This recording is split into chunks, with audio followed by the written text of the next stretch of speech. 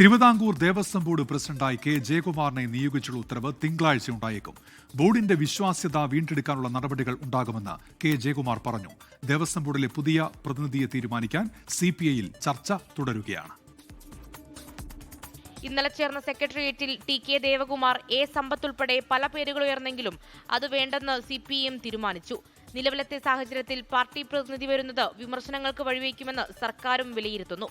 ഇതോടെയാണ് കെ ജയകുമാറിൽ ഉറപ്പിച്ചത്.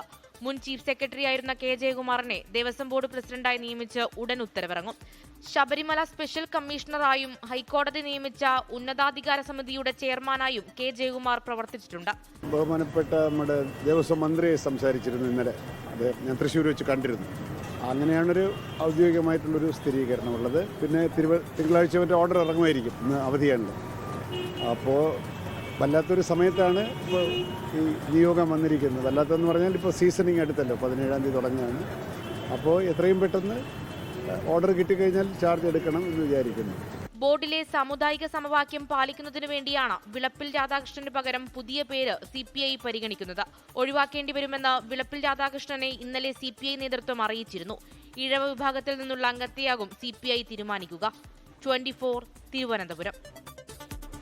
ലോകത്തെവിടെയായാലും ഏത് സമയത്തും 24 വാർത്തകളും ഓഗ്മെന്റഡ് റിയാലിറ്റി പാക്കേജുകളും എക്സ്പ്ലെയിനറുകളും വിശദമായി കാണാൻ ഞങ്ങളുടെ യൂട്യൂബ് ചാനൽ നിങ്ങൾക്ക് സബ്സ്ക്രൈബ് ചെയ്യാം.